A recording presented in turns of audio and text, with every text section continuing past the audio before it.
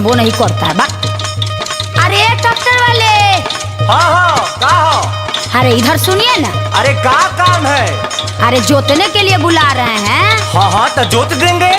अरे आइएगा तब ना। देखिए यही खेत है, यही आपको जोतना है। लेकिन देखिए भाभी जी, सुबेरे का टाइम है, अभी बोहनी नहीं हुआ है। ओहो, कैसन ट्रैक्टर वाला है, जोताई किया नहीं, अब पहले पैसा मांग रहा है। अरे तो कौनो बात नहीं, जोता थे ना। हाँ ला भाव जाई तो आज जोताई हो गल, चला पैसा निकाला। अरे यही खेत आप जोते हैं, ऐसी ही जोताई होता है। अरे तापन खेतवा ना देखत हूँ। कान खोल के सुन लो, एक पैसा ना मिली। अरे बाप रे बाप, इत गजबे बतियाओ तो हो।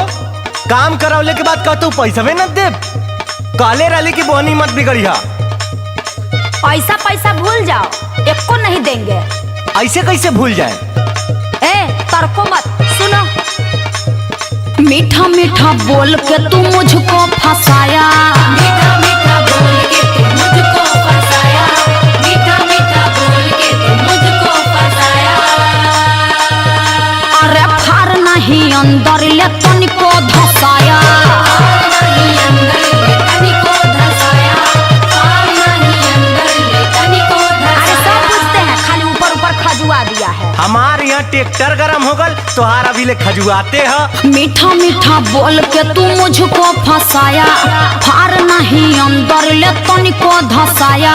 खेत मेरा जोता है पैसा, अच्छा खेत मेरा जोता है पैसा, जोताई नहीं दूंगी एक पैसा। खेत मेरा जोता है पैसा, जोताई नहीं दूंगी एक पैसा। खेत मेरा जोता है पैसा, जोताई नहीं दूंगी एक पैसा। अरे तो गजबे बतियावत हो, करवा के आज जब काम निकल गल त गुंडई करत हूँ। हाँ बड़ा निक कह देले हव तू, अघवा देले बड़ा हमरा के सवेरे सवेरे। माथा खराब मत करो। इधर सुना, यहाँ हम खेत जोते आई लिया कबारे ना सुना है। हाँ सुनावो। मैंने सफाई का लिया नहीं ठेका, लिया नहीं ठेका, लिया नहीं ठेका, लिया नहीं ठेका, लिया नहीं ठेका। अतना खराब मैंने खेत नहीं देखा, खेत नहीं देखा, ऐसा खेत नहीं देखा, खेत नहीं देखा, ऐसा खेत नहीं देखा। मैंने सफाई का लिया नहीं ठेका, अतना खराब मैंने खेत नहीं देखा। घास जमी जंगल के जैसे, हमरा से निक केहू के नहीं खे। घास जमी जंगल के जैसे, जोताई कोई करेगा कैसे? घास जमी जंगल के जैसे, जोताई कोई करेगा कैसे? घास जमी जंगल के जैसे, जोताई कोई करेगा कैसे?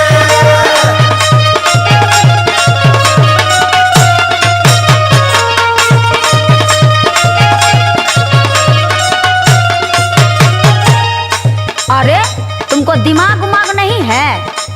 पता है घास कहाँ जमता है? घास परती में जमता है, और कहाँ जमता है? आ खेतवा में। खेतवा में गेहूं, धान, बाजरा, मकई और का। साफ दिमाग के ढीला है।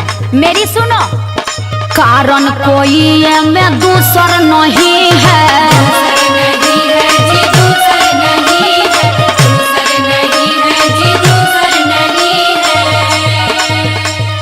खेत उपजाऊ है उसर नहीं है। अरे घास कहाँ से रहेगा? कितना वही रहने का भैंसा करता है। अरे गलती मेरी है कि तुमसे जोतवाया। कारण कोई में दूसर नहीं है, खेत उपजाऊ है उसर नहीं है। जोता नहीं यादव जी के जैसा। अरे तुम